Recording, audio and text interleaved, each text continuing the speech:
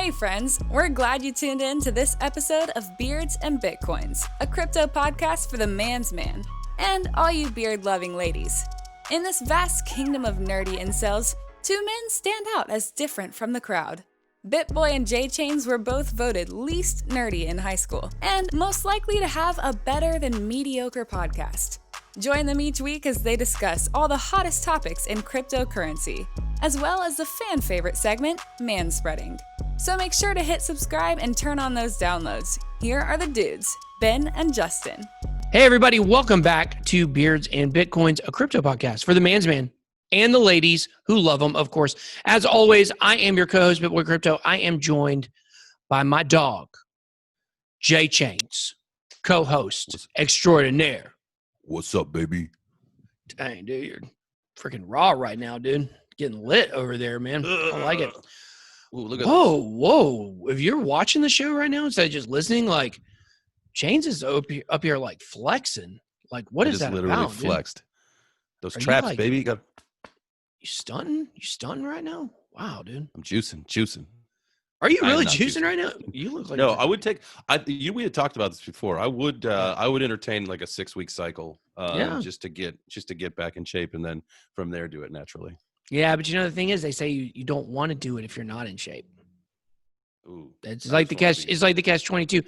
And if you're a little overweight, you can have some heart problems doing that stuff. They say it's the best to use it when you're like big, but you want to get big. That's how it rolls. Swole. So everybody, welcome. This is the 100th episode. 100 of Beards and Bitcoins. 100 times I've sat here staring at your face. Well, actually, once it was just me. It was our lowest rated episode ever. So how about that? Thank you to our listeners and watchers for validating that. Absolutely. So we're going to talk about some of our favorite stuff on the show, but we got a big interview for you guys a little bit later on with David Liebowitz of Everipedia, which is basically like Wikipedia on blockchain. But it's the encyclopedia for everything.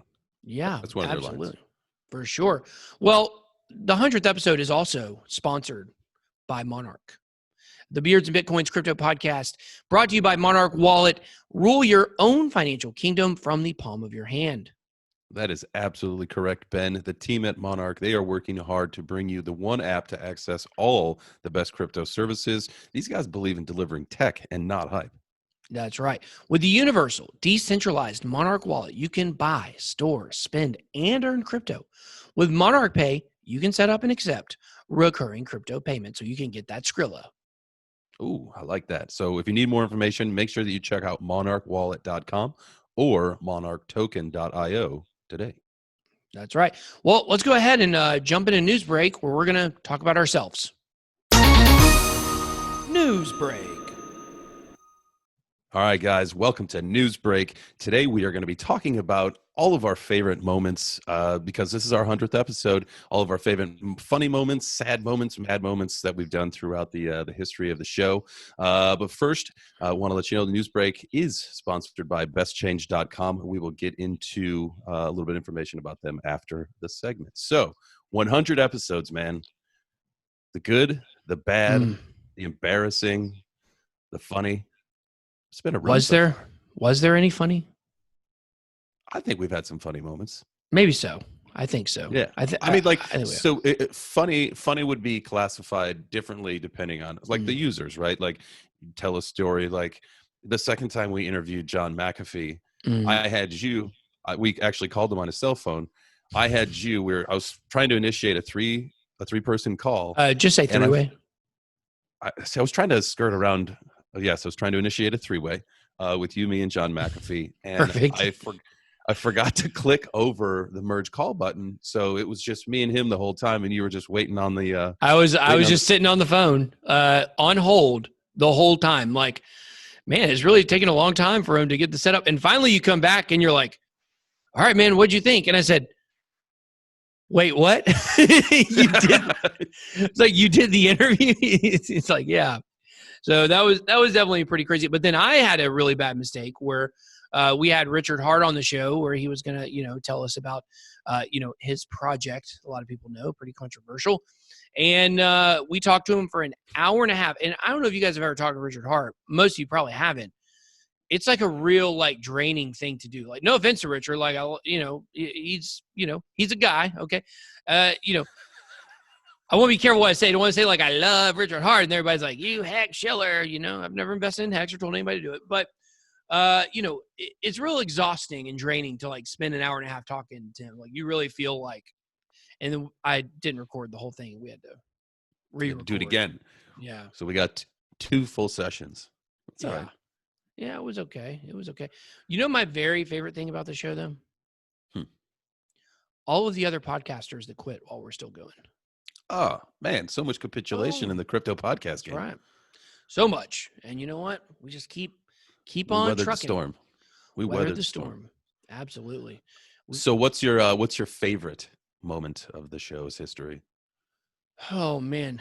I got to say, my favorite moment of the show's history was when we were in Texas doing a live, I can't remember if we did it live did we live stream it? I can't remember. Whatever it was me, you, and Stash. Yep. And we did put it on, as an episode, and we talked about everything. And you had a little bit too much to drink, or a lot too much maybe. And you confessed to us that you were actually the proofreader of Satoshi's Bitcoin white paper. And I was just I've been over the moon about that ever since, man. That I gotta say, that was just a fun trip. You with a cowboy hat, man. How much you look like Hank Williams, R.I.P. sir, just passed away. Yeah. But that was just a fun trip. That was a fun time all around. Oh yeah, that was fun. And I did confess to being the proofreader. The proofreader. Yeah. That's why it's all like misspelled. Like analyze is spelled with S's. People think it's because the person was British, but it's actually just because you're like bad with grammar. So. Something else I said, didn't I say that I understand Mongolian or Mandarin? Mandarin. Yeah, because it was translated from Mandarin. Yes. Mm-hmm. You went on a whole thing. You were like, and it's funny, like after it was over, you were like, hey man, why don't you just cut all that out? I was like, that's the best part. That's the best part. That was the best part. Yeah, we definitely had fun in Texas, but we also had fun in LA when we went, or from LA to San Francisco and went crypto bit bus. That was cool, man. That was a special time. I think for me, it's probably of the 100 shows that we've done, it's probably the 4 or 5 live ones where we've been face to face. Those are some of the best content. I mean, the synergy that you and I put together when we're in the same room, it's a little different than doing virtual, but hey, you never know, that may change. I just want to know that I can just reach out and touch you if I want. What? Well, no, I just mean like if I want, like not in a weird way, just like, pat you on the butt or something, Yeah, just play a little footsie under the table. Play a little footsie under the recording table, yeah. But yeah, and we met a lot of friends. We've had a lot of great guests along the way. We've had Roger Ver on the show recently. We had Pomp. We've had John McAfee several times. We had CZ from Binance on. Who am I? Peter McCormack on. Peter McCormack. Had a lot of good guests on, and I really think over the next 100 episodes, you guys are going to get probably bigger guests. Maybe we should get some influencers on here. That'd be good. I'd like to do some influencers, maybe some big guests that are not in the crypto space, and we can talk to them about whether they are reluctant. Give them some information. So maybe you're just your common everyday run of the mill celebrity. Yeah, absolutely. Wait, are you talking about me? Not a Beanie Baby collector. Oh, not. Whoa. I've moved up from the Beanie Baby collector now that I'm on TikTok. Okay, so I get recognized everywhere I go. Okay, so now I get recognized in South Dakota. Okay. And while you guys are watching, collection. While you guys are watching this episode, I got recognized at the Venetian, and I got my whole trip for free. Okay, so they're paying me to come out there. Okay, now because I. Talk about the dark web on a child's app. So, well, you get all your information stolen by the Chiners. Oh, yeah, that's a whole different issue. Who knows? I mean, Instagram's actually. I got some secret leaked info. I got some info on Instagram's new TikTok competitor coming out, and it looks pretty nice. I've actually seen it now. So, really? Oh yeah, and with all this push against TikTok in China, uh, I think you're going to see a lot of people move over. I think you might see a resurgence in Instagram, and I think you're also going to see, because the one question is, if Instagram created a TikTok competitor, it's got to be high quality, but it also has to be high organic reach. So you have to be able to get seen a lot. That's what made TikTok so powerful. So, but hey, 100th episode. Everybody, thank you so much for supporting the podcast, listening to the podcast, watching the podcast on my channel, following us on Twitter, whatever the case may be. We really appreciate you guys. We're here doing this for you guys. We're not doing this so when the bull run hits, we become millionaires. I'm just kidding. That's why we're actually doing it. But we like you too. Okay. I was going to say, man, speak for yourself, sir. So, all right, guys. Well, let's go ahead and get into the interview. Very interesting interview with David Liebowitz. And let's talk about Best Change first before we do that, though, because Best Change is the sponsor of Newsbreak, and it is a directory of selected, trusted, and reliable exchangers. Their website shows you where to buy, sell, exchange dozens of popular cryptocurrencies or purchase with debit or credit cards. Absolutely. And the monitor function is super easy to use. You don't need special knowledge or skills. And it has an intuitive interface. Exchanging is super easy. That's right. With over 2.4 million users per month and reviews that are left by real customers, something pretty rare these days, they help you choose an exchanger. Visit bestchange.com today for more information. You guys like how I okie doked you. You thought we were going to the interview, but hey, you got to pay homage to those sponsors. They're what keep us going, really. Okay. So, all right, guys, let's go ahead and roll the interview. All right, guys, we are joined with David Liebowitz, who is the VP of Biz Dev for Everipedia, which is the encyclopedia for everything. David, we're super excited to chat with you today. How's it going, my man? Super excited to be here. Thank you for having me on, guys. Absolutely. Yeah.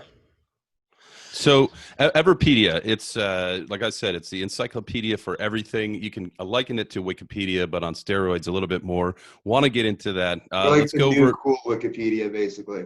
Yes, there we go. Steroids are not cool. Don't do roids. That's Be right. all natural. Well, here's my question. If Everipedia is the encyclopedia of everything, what is the encyclopedia? What did they leave out? What is the encyclopedia, right? When you're a kid, you're growing up, you got the encyclopedia. You think it's got everything in it, but it doesn't. Yeah, what does Everipedia have that it doesn't?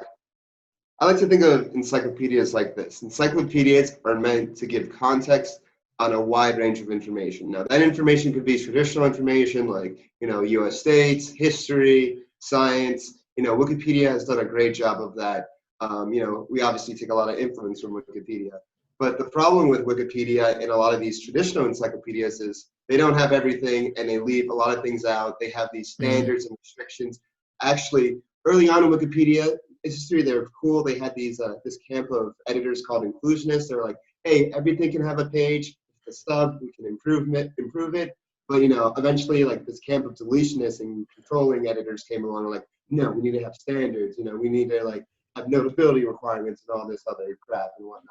Eventually, in around 2010, the deletionists won out, and they missed this whole era of, influencers, YouTubers, journalists, people that are searching for them, but they're just not getting good results. They're just not getting, the proper information they need in a scholarly manner, and that's how Everipedia really came about. So we actually started as a normal website. I like to think of ourselves as a supplement to Wikipedia back in 2015, and we were the up-and-coming wiki and topics and culture. So like I said, like influencers, YouTubers, Instagrammers, that was our camp. That was our specialty.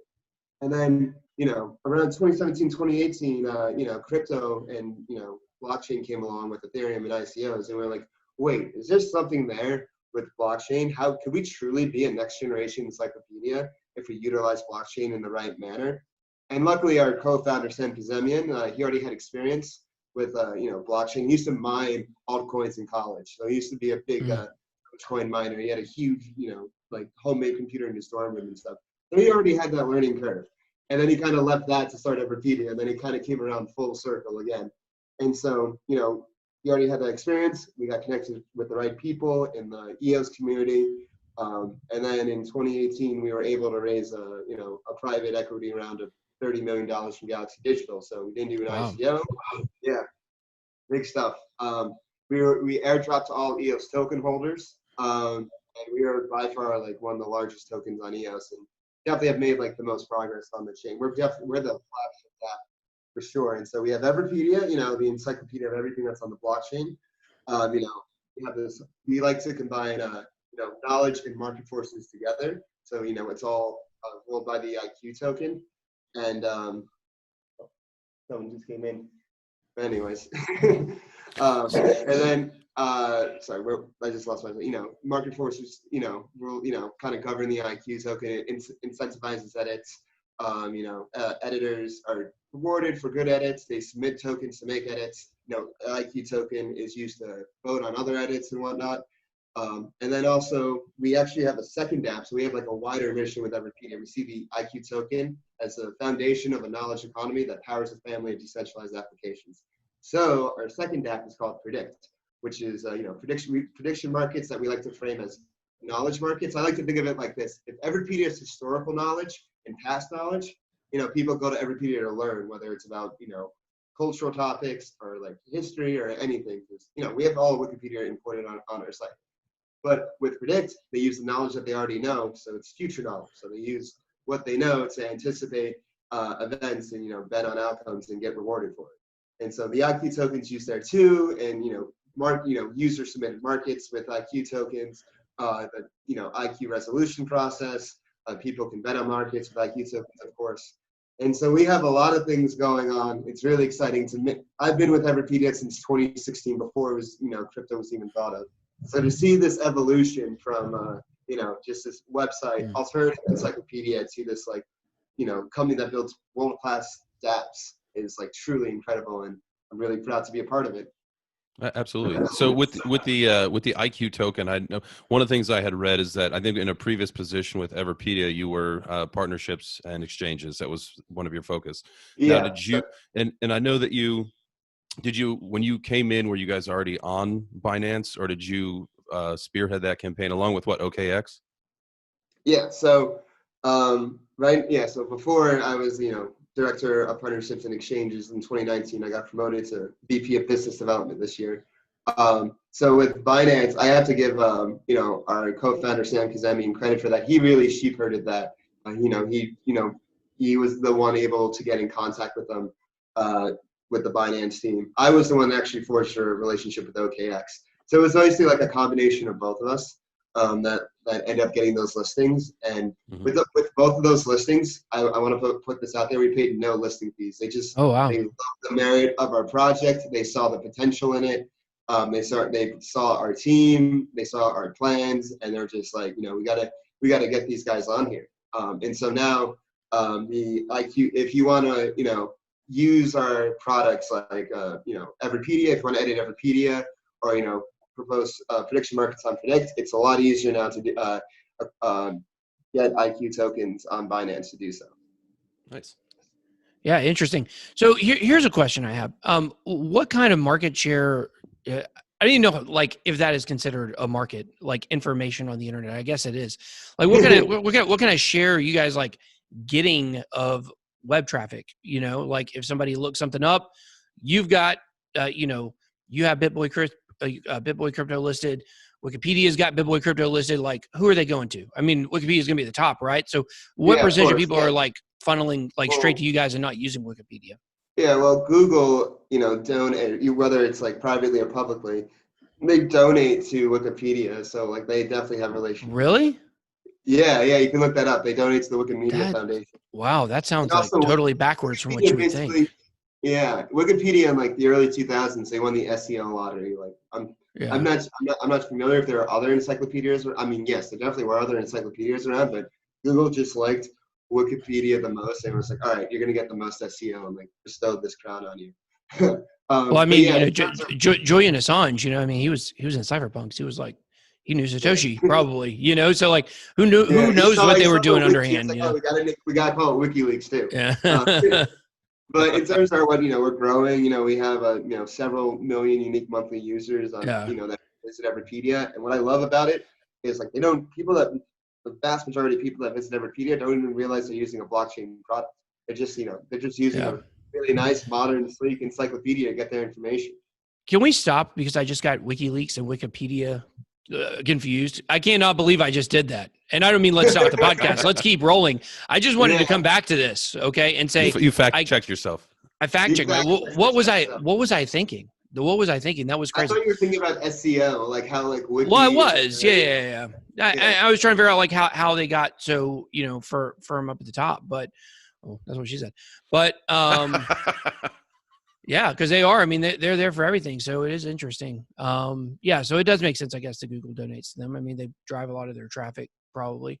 What happens when Wikipedia pages get like, I don't know, is it hacked? Is that a right word? Like somebody after a sporting event will go in and like change, the owner of the New York Mets is now the Atlanta Braves or something like that. Like how does that structure work with Wikipedia on who can? Yeah. Yeah, so with Wikipedia, like anybody can edit it, but usually it gets reverted back right away because that's how their community is. But I think that brings up an interesting point that all wikis and online open source, open contribution encyclopedias, a problem that they face is that they're living documents. Like they're not like a news article where like publish it and that's it, and editors look it over, they publish it, whatever. No, like these things are constantly updated. So I'll give you an example. So remember back in 2015, like with the University of Virginia, a rape on campus Rolling Stone article. That was huge news, and there's Rolling Stone, and like there's a huge investigation. There's a Wikipedia page made about it, and for a while that Wikipedia said that article was true, but it turned out the woman was lying the entire time, unfortunately, which is a true shame. Honestly, like discredits like a lot of things, but anyways. So that it was proved false. So they had to change the wiki saying like, oh, it is false. So what I'm trying to say here is that all like these wikis are living documents. So whether it's like somebody vandalizing or like, something that was true but then proven to be false, whether it's Wikipedia or Everpedia, these pages are always going to need to be updated. And that's what the community is there for.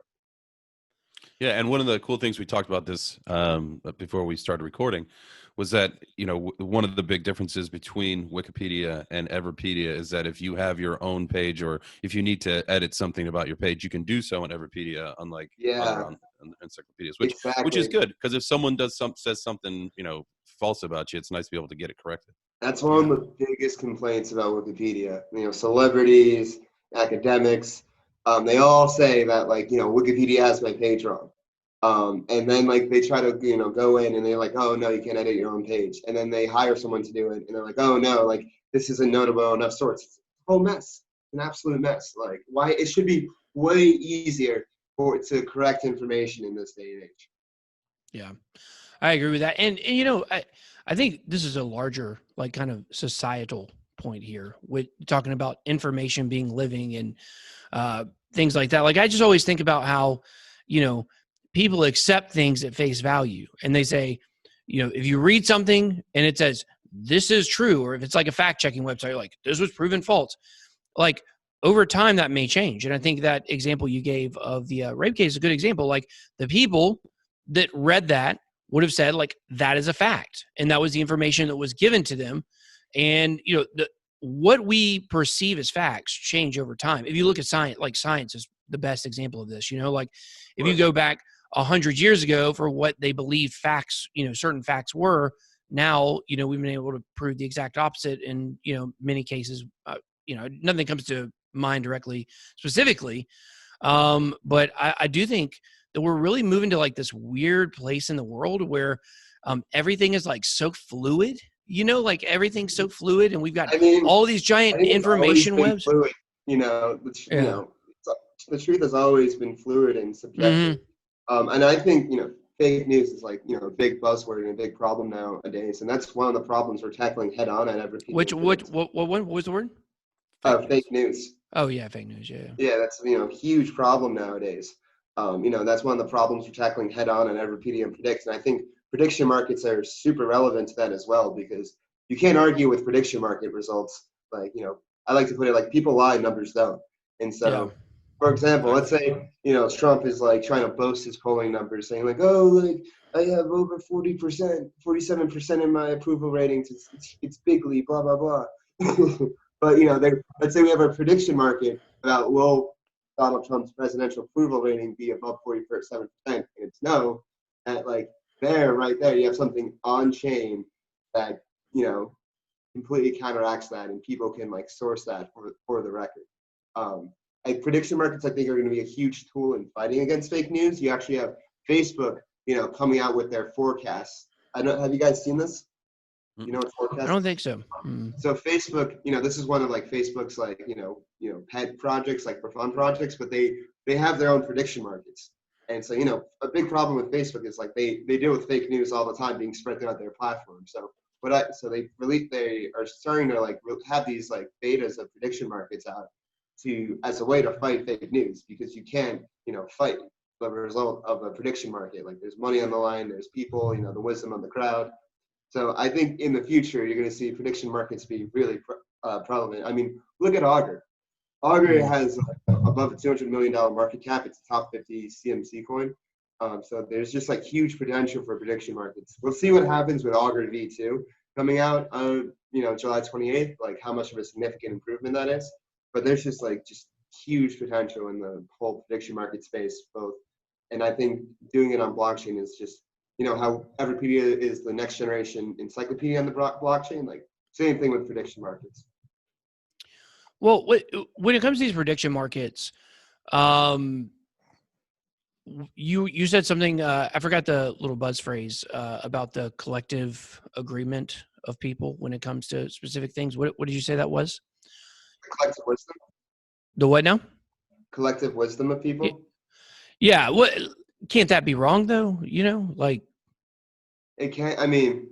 Yeah. So let's say I'm just trying to see where's empirical where we say, okay, this is actually legit. Yeah. Let's say that there's a prediction market that's live. So let's say the majority of people think we'll just go back to 2016 for example. Hillary Clinton's going to win the election, and so then people are putting it buying yes shares that Hillary Clinton's going to win, but actually the opposite happened. Donald Trump won. And so everybody, the underdog ones, everybody that brought the no shares on the low ended up winning the market. Yeah. So it's kind of just another way of judging the wisdom of the crowd. And I think with the whole part with blockchain and, if we're looking to actually implement oracles, Everipedia oracles in the future, so they can, the results are signed on chain, so they can truly be indisputable. I think you're never going to fight true, fake news 100%. You're never going to completely eradicate it, but you can just give the best information possible for people to make their own judgment. Yeah. People let's face it, people we all can be easily manipulated. We all have emotions. We all have biases. It's just we just got to be able to give give people the best access to the best information out there. Yeah, I like that. Yeah, and I think one problem I really see in the world right now, all together across every possible facet of life, is there's been such a confusion between facts and opinions. And I think that's really been sped up by blogs and social media. Everyone's able to get your opinion out there, and if you disagree with someone's opinion, then you're always going to be correct, obviously, in your own mind.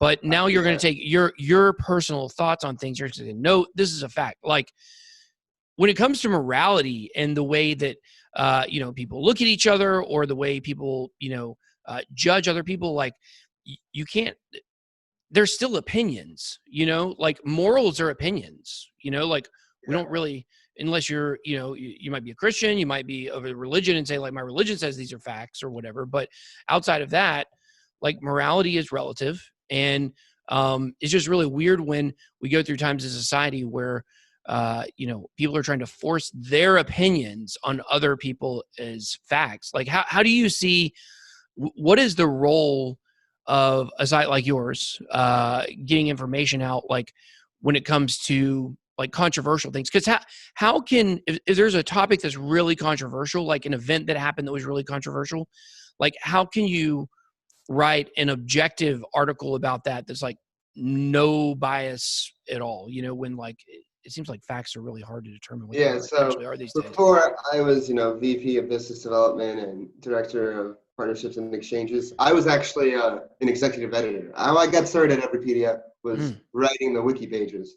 And so when I was writing, I had to keep in mind I have to write this in a neutral tone. And so it's all, all about writing in a neutral tone, all about like having, giving the reader, a chance to make their own judgment. So, give out all the information out there from both sides, which is really hard because it's gotta be so hard, especially if it's something that you're passionate about. Because if you're passionate about something, that you're gonna talk a certain way about something, and anything opposition to that is going to be a little different. Yeah, exactly. And that's kind of where other contributors play a factor. So let's say you lean a little bit more that way, and somebody can bring you more to the center. What actually is the center? Honestly, like it's all this shit's subjective, and you're never going to be 100% unbiased. You can be only as close to unbiased as possible and give like the most relevant information possible about any given subject for people to make their own, intelligent judgment about a situation. I think a big problem now is we live in this, I call it the impression industrial complex. Everybody cares about getting engagement on their tweets. Everybody cares about getting clicks on their articles, but no one really cares about the substance of that information.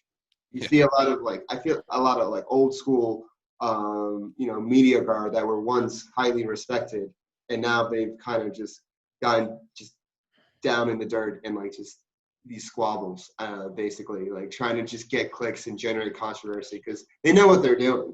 They absolutely you see that with the news. Waiting people to react, and because the more reactions, and usually negative reactions garner more reactions than positive reactions, because more impressions, because you get more clicks and more ad money. It's a very unhealthy model for public discourse. And so I'm really hoping, with with blockchain and microtransactions and people actually start paying for content in some way. I think that could be one way to mitigate this in the future.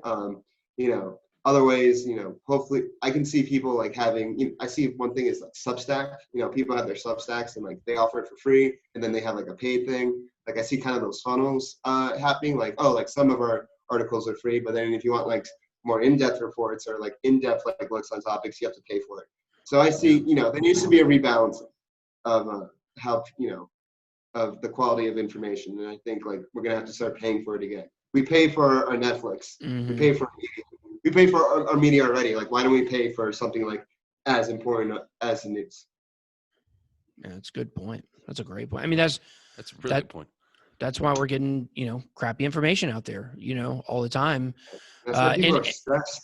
People are so stressed on social media. I hate looking at I love Twitter, but I hate it at the same time. I don't even go on Twitter anymore, really. I mean, sometimes I go in there, but it's just, there's so much hate on Twitter. It's really, unbelievable. And it's like, whether it's political or whether it's about crypto or whether it's about, this person or that person or whatever, it's just stressful, seeing people attacking each other. And it's a manipulated platform. I don't know if you guys heard about the Twitter hack a few days ago, right?